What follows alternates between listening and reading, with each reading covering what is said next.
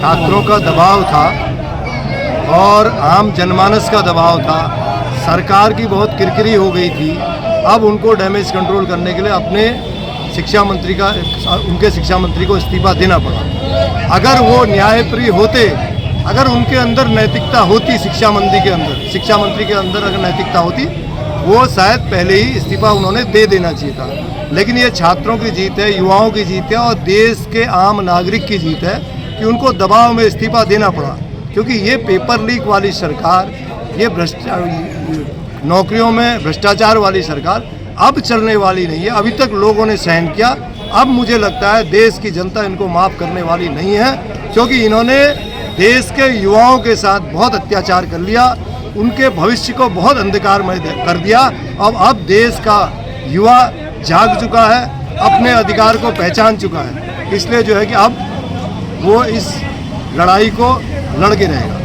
बिल्कुल, ये तो प्रोटेस्ट चलते रहेगा। देखो, ये सरकार के खिलाफ, ये भ्रष्टाचारी सरकार के खिलाफ और ये अन्याय करने वाली तानाशाही सरकार के खिलाफ जो है कि ये प्रोटेस्ट चलते रहेंगे और कांग्रेस इस सरकार की ईंट से ईंट बजा देगी कि जिस तरीके से इन्होंने युवाओं को ठगा है, उनके सपनों को ठगा है और उनके भविष्य को ठगा है, तो इसके लिए जो है न देश की जनता माफ़ करेगी, न देश का युवा माफ़ करेगा और न छात्र माफ़ करेगा।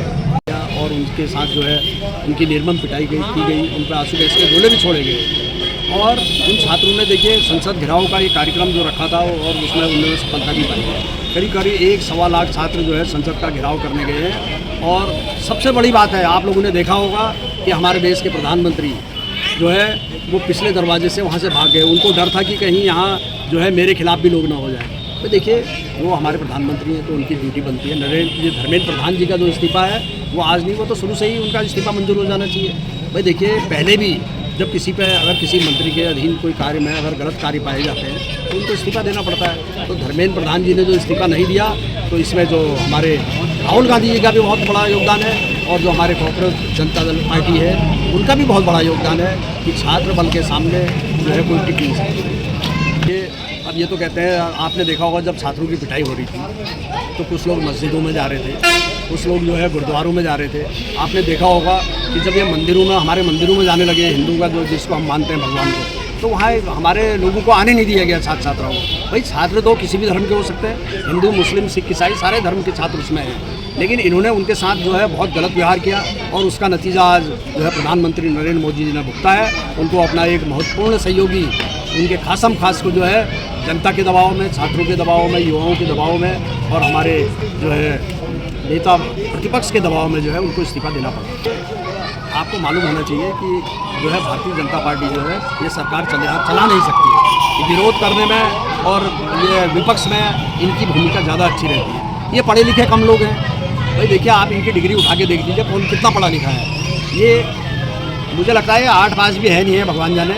तो इस किस्म से भाई देखिए, आप किसी के लिए भी अगर मीडिया के सामने बोलोगे तो किसी को भी आप शब्द का प्रयोग हमें नहीं करना चाहिए।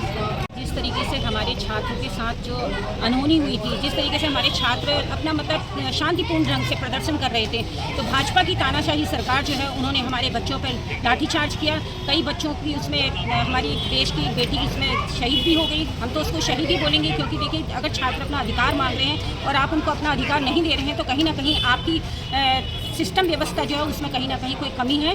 और मैं कहना चाहती हूँ कि हमारे बच्चे जब शांतिपूर्ण ढंग से वहाँ पर प्रदर्शन करते थे तो आपको लाठीचार्ज करने की ज़रूरत क्या पड़ी?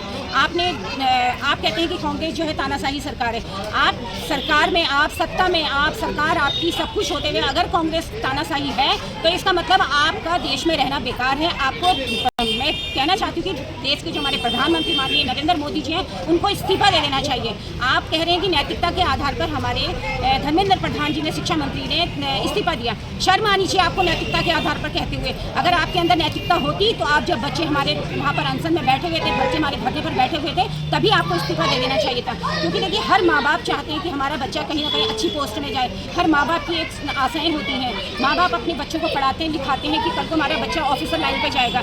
आपने पेपर लीक करवा दिया। आपकी सरकार 10 साल से आपकी सरकार है और आपने केंद्र में आपकी सरकार को इतने साल हो गए हैं, उसके बाद आपकी सरकार में रहते रहते हमारे इस देश में कई पेपर लीक हो चुके हैं और हमारे कई छात्रों ने जिसमें अपनी जान दे दी है, मैं उन सब छात्रों को अपनी श्रद्धांजलि अर्पित करती हूँ और नरेंद्र मोदी जी से कहना चाहती हूँ कि अभी भी वक्त है, अभी भी समझ जाओ, क्योंकि हमारा छात्र आज जिस तरीके से आपने छात्रों का आक्रोश देखा, क्योंकि अपना अधिकार लेना सबका काम है। बच्चों ने जिस तरीके से अपने अधिकार की लड़ाई लड़ी और उनको न्याय मिला, तो हम उन बच्चों को सलाम करते हैं जिन बच्चों ने अपने अधिकार की लड़ाई लड़ करके अपने आप उसमें कामयाबी हासिल करी।